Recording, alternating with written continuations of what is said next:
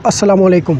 मेरा नाम शेख खलील-उर-रहमान है और आज की इस वीडियो में मैं गल्फ़ क्राइसिस पे बात करूंगा, जिसको कतर क्राइसिस भी कहा जाता है। ये क्राइसिस जून 2017 में स्टार्ट हुआ था, जो कि अब तक मंतकी अंजाम तक नहीं पहुंच सका।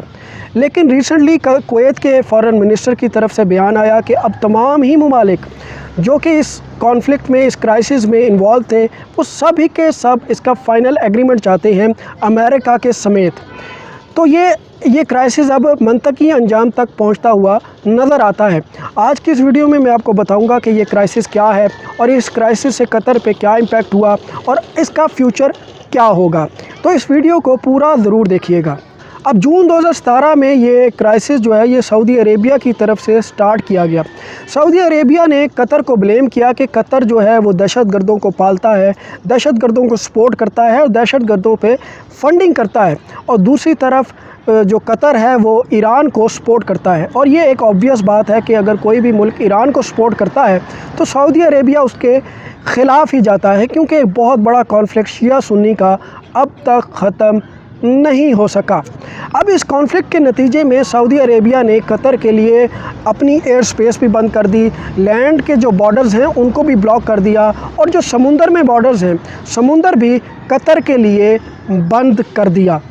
और कतर हमेशा से ही इस कॉन्फ्लिक्ट को ख़त्म करना चाहता था और हमेशा से डायलॉग की बात कर रहा है, लेकिन उसने तमाम इल्ज़ामात जो टेररिज़म को लेके कतर पे लगाए गए कि वो दहशतगर्दों को पालते हैं, तो उन्होंने कहा कि हम कभी भी दहशतगर्दों को नहीं पालते और हमारा कोई ताल्लुक़ अल-कायदा और इस्लामिस्ट मूवमेंट जो कि एक्सट्रीमिस्ट मूवमेंट्स हैं, टेररिस्ट मूवमेंट्स हैं, उनसे हमारा कोई ताल्लुक़ नहीं है। अब इस क्राइसिस में सऊदी अरेबिया का साथ यूएई ने भी दिया, इजिप्ट ने भी दिया, बहरीन ने भी दिया, लेकिन दूसरी तरफ कुवैत और ओमान इस क्राइसिस में न्यूट्रल रहे।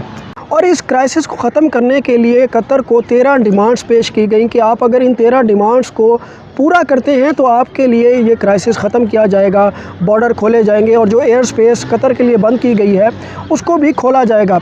उन 13 डिमांड में से जो मेजर डिमांड्स थी वो यही थी कि आप टेररिस्ट को फ़ंड करना बंद करें, दहशतगर्दों को पालना बंद करें, ईरान को बैक करना बंद करें और अल जज़ीरा को भी बंद करें। और साथ ही साथ एक बहुत बड़ा जो एक पॉइंट था वो था कि आप तुर्की की एयर बेस जो है उसको भी बंद करें।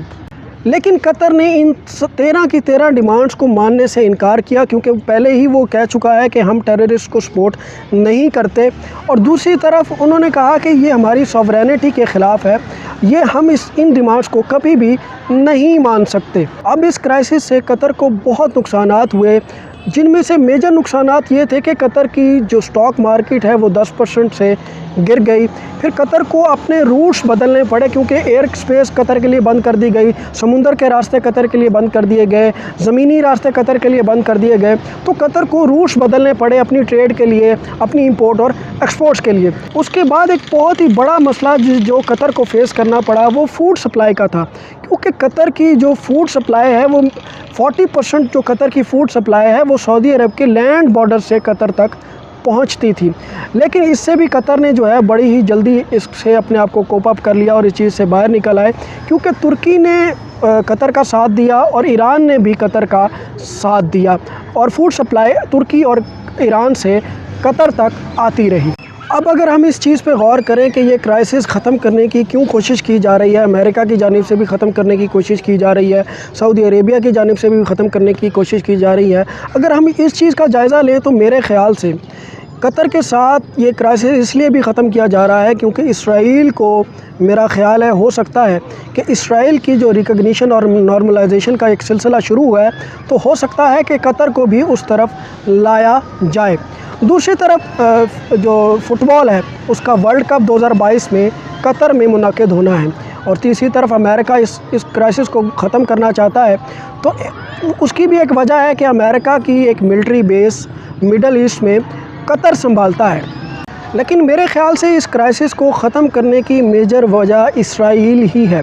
जिस तरह अरब ख़ित्ता जो है इसराइल को रिकग्नाइज़ कर रहा है और नॉर्मलाइजेशन डील्स कर रहा है और इसराइल को तस्लीम कर रहा है और इसराइल के लिए ट्रेड के मौक़े खो रहा है, तो हो सकता है कि कतर भी इसी सफ़ में शामिल हो जाए।